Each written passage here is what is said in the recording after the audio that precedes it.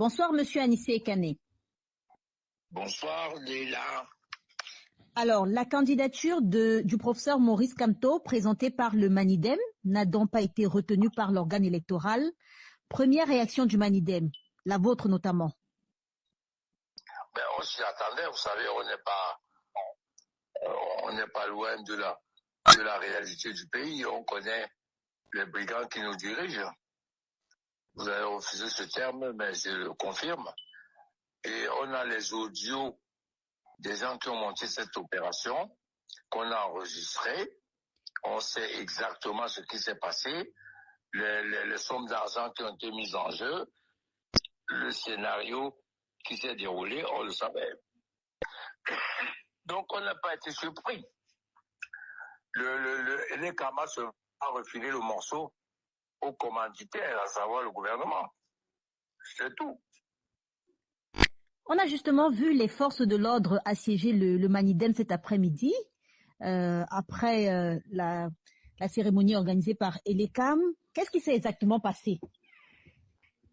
Donc, ils ne sont pas venus jusqu'au Manidem. Il y en a dans tous les carrefours de Douala. Mais dès que la cérémonie de l'Ekam a commencé, ils sont venus et illégalement et brutalement, ils sont rentrés au sein de la permanence. Je leur ai dit, excusez-moi, vous avez un papier? Ils ont dit non. J'ai dit, bon, dehors, vous n'avez pas pénétré ici. Non seulement pas pénétré ici, mais empêché que les journalistes rentrent dans l'enceinte du Manidem. Mais bon, vous savez, tout le monde ne peut pas assumer de faire face à la police. Les journalistes se sont mis à 100 ou 150 mètres. Certains qui étaient déjà dedans, on a pu travailler avec eux. En réalité, et ce que je peux vous dire, c'est que le sous-préfet est arrivé.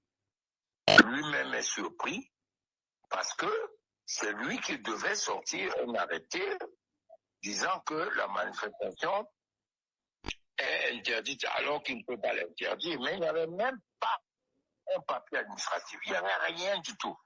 C'est une voie de fait.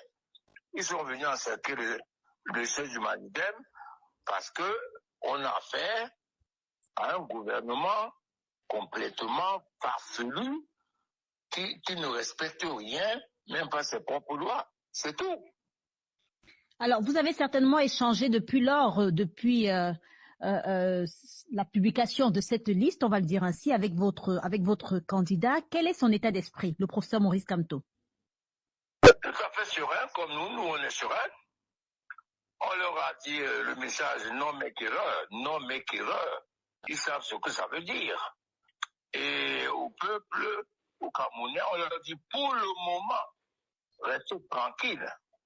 Pour le moment. Et à ceux que j'ai pu, avec lesquels j'ai pu converser, parce que j'ai quand même quelques entrées dans leur foutu gouvernement, je leur ai dit que les IPCistes sont dopés par l'intimidation et les brimades. Donc, ils sont en train de nous doper. Vous voyez, j'ai ajouté qu'il y a un proverbe chez nous, les Sawa, qui dit que le cadavre ne craint pas le cercueil, qui réfléchit. D'accord. Et monsieur Anissé Kane, dites-nous, est-ce que vous avez, depuis le 21 juillet, échangé avec Dieudonné Yebga, vu que le motif avancé pour rejeter la candidature de du professeur Maurice Kamto, c'est pluralité d'investiture? Non, il ne peut pas oser.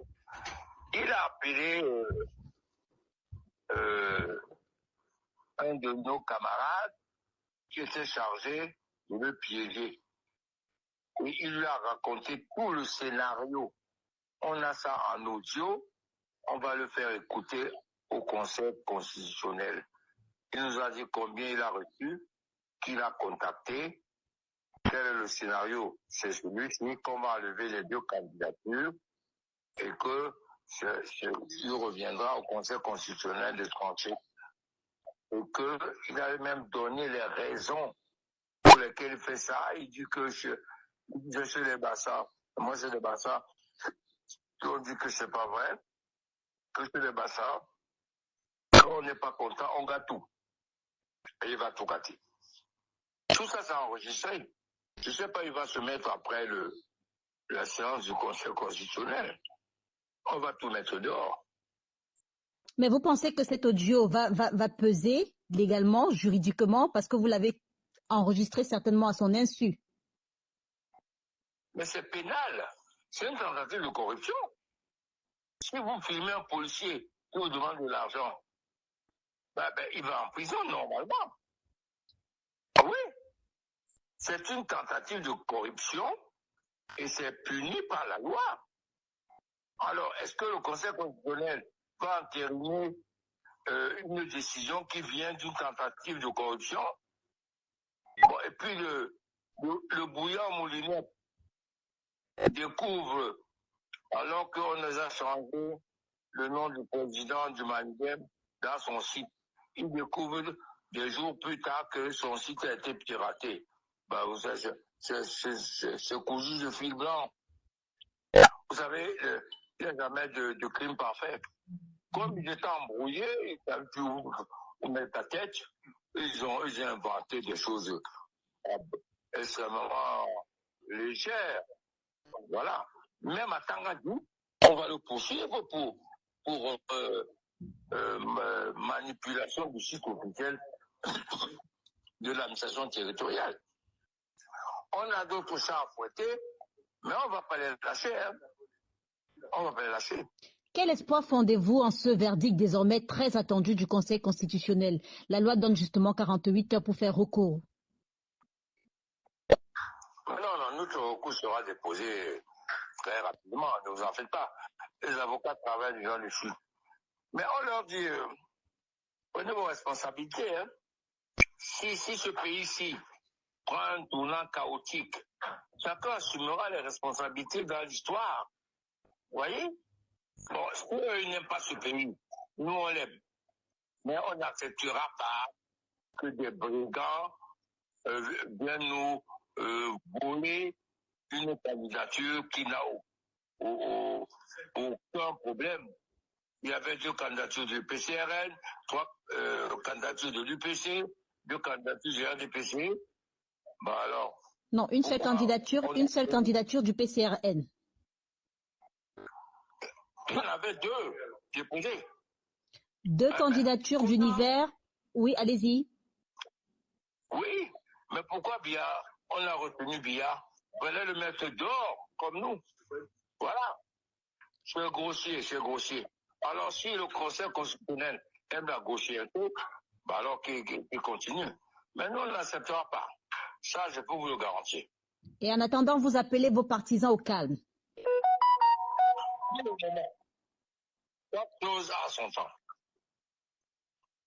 Donc, on retient que vous appelez vos partisans au calme.